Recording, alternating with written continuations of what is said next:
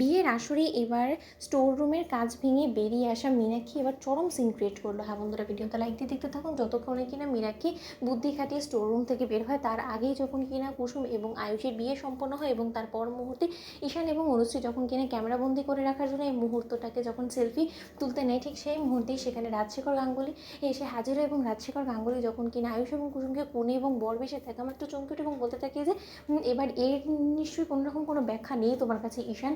আয়ুষ তুমি কি বলবে? তুমি তো ঈশানের ভাইদা হও, বড় ছেলে বলে কথা গাঙ্গুলি বাড়ির। তাহলে তুমি আমাকে বলো তো যে এই সমস্ত কিছু যা কিছু হচ্ছে সেই সমস্ত কিছুটি কী হচ্ছে এবং এটা কি পুতুল খেলা হচ্ছে? এবং আমি যদি খুব একটা ভুল না হয়ে থাকি, আমি যদি এটা জিজ্ঞেস করি তাহলে কি এটা খুব বেশি অপরাধ হবে যে তোমরা কি আদৌ বিয়েটা সম্পন্ন করে ফেলেছো নাকি এই সমস্ত কিছু ঠাট্টা তামসা হচ্ছে? বলো।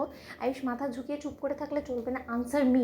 ঠিক সেই সময় এই কথা বলা মাত্র আয়ুষ এবং কুসুম কেউই উত্তর না দিতে পেরে এক পর্যায়ে যখন মাথা নিচু করে দাঁড়িয়ে থাকে, ঠিক সেই মুহূর্তেই স্টোর রুম থেকে ছাড়া পাওয়া মাত্র মীনাক্ষী যখন কিনা বিয়ের আসরে গিয়ে সিন ক্রিয়েট করে এবং সেখানে মীনাক্ষী যখন বলতে থাকে যে দিদি গো দিদি, আজকে আর কোনো মতে আমি তোমার ছোটো ছেলে ঈশান এবং অনুশ্রীকে আমি আর আজকে রেহাই দেবো না। তার কারণ ওরা আজকে যেটা করেছে সেটা অন্যায় এবং আমি ওদের কাকি শাশুড়ি হওয়া সত্ত্বেও ওরা যেটা আমার প্রতি করেছে সেটা অপরাধ এবং সেই অপরাধের কোনো মাফ হয় না এবং এই যাত্রা আমি ওদেরকে কোনো মতেই মাফ করবো না। তুমি নিশ্চয়ই জানতে চাইবে দিদি যে এতক্ষণ আমি কোথায় ছিলাম, এতক্ষণ ধরে যে তুমি আমাকে দেখতে পাচ্ছ না, তা সত্ত্বেও তুমি কোনো কিছু বললে না দিদি, তুমি আমাকে একবারও খোঁজ করার চেষ্টা করলে না।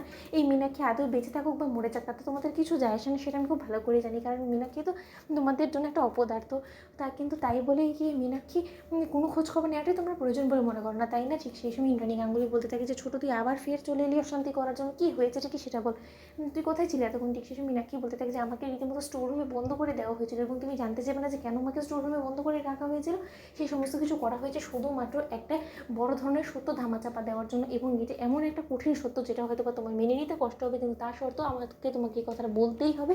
এবং সেটা হলো গিয়ে এতক্ষণ যাদের তুমি বিয়ে উপভোগ করছিলে না, এখানে বসে উপস্থিত রয়ে তার মধ্যে একটা জুটি তোমার ছেলে, বড় ছেলে আয়ুষ এবং তোমাদের বাড়ির কাজের মেয়ে বিশ্বস্ত ও কাজের মেয়ে কুসুম সরকার ছিল এবং তারা বিয়ে করেছে এবং তারা এখন বিবাহিত।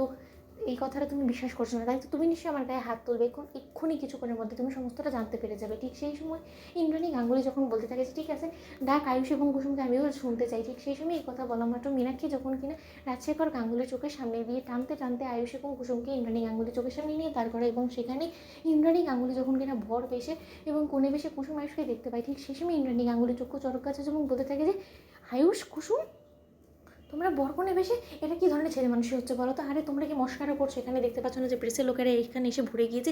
এরা যদি একবার দেখে ফেলে তাহলে কতটা আমাদেরকে নিয়ে হাসাহাসি করবে। যাও গিয়ে তাড়াতাড়ি চেঞ্জ করে এসো যাও। তো বন্ধুরা লাইক কমেন্ট শেয়ার করো, সাবস্ক্রাইব করতে ভুলো না।